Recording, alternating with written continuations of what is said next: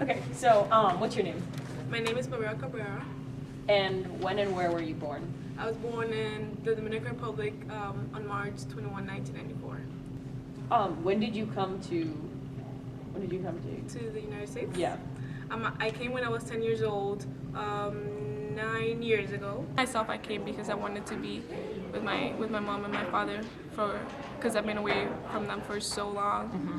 I mean, I never even knew their faces. They left me when I was like 5 years old, and through those 5 years, they were just a voice on the phone, and they were just, you know, a new pair of pants. From that day that I saw them in New York, they were like, I could see that I actually resembled them in some way, and that, you know, they were not just, you know, this voice. It was pretty cool. Here, I've tried to keep most of my heritage. It's very hard because you want to adapt to sort of like the situation here, and you want to make the best of it.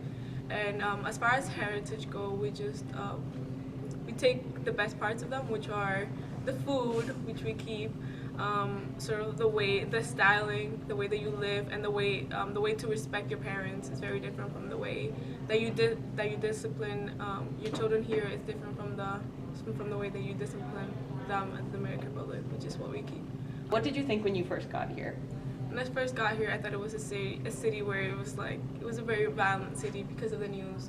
But as the years progress and as I've learned much about Lawrence, I've learned that I can see that they understand that the only way to get out of that poverty and that crime violence that they're projected as is through an education. I can see that because all my friends' parents are very resilient, and they stick with them, and they force their children to come every day to school. And I can see them, and I can admire them. I can admire that part about Lawrence. And then I think that part of Lawrence is not projected as it should be in the news and in the newspaper. And we're just projected as the city of the dam, and they don't look at the good things that we do. Hear that. So deferred action is we call it DACA, which is deferred action for childhood arrival, and it's an executive order from Barack Obama where students are able to get a work permit and license, and work permit and driver's license, and an ID. And I feel like before I had that, I didn't have the right to walk through these halls just because I wasn't. I've seen in the news that I wasn't liked in this country, and I've seen that not only was I not liked here, but I wasn't supposed to be here. I wasn't considered human enough to be able to get a right job or a job that is not humiliating. But then I feel like after I got my deferred action, now that I have my work permit and my right documentation, now I'm an American. I'm an American not only in like living here, but I'm an American like on paper. Michael Mena talks about the complacency level at the school, where people are complacent with where they are, who they are. Okay. And they don't really want to sort of go on further. So do you think there's any way that can be changed, or? I believe it all starts in the household and where values are placed. I come from a home where very high values is placed on your education, and so they expect me to go to college. And just because I feel like that's my job, like their job is working and paying for things, but I feel like my job and the way that I can repay them is through obviously getting good grades.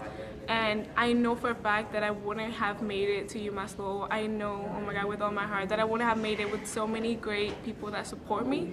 So that's another thing that we don't have people that sort of understand us in that level of where we are and how we can all move forward. Okay. We're the future, and if you don't make the effort now to get a higher education, it's gonna be harder later on in a few years to try to go back to college. And I feel like they'll get comfortable in that place where you just work and you pay for your bills instead of you try to improve yourself. So I'm thankful to everybody in Lawrence, especially to teachers, especially to people that work selflessly, that they work to give back to the community of Lawrence. And that's what I want to do in my life. After I get a college education and after I get my master's, I wanna work where I can give back.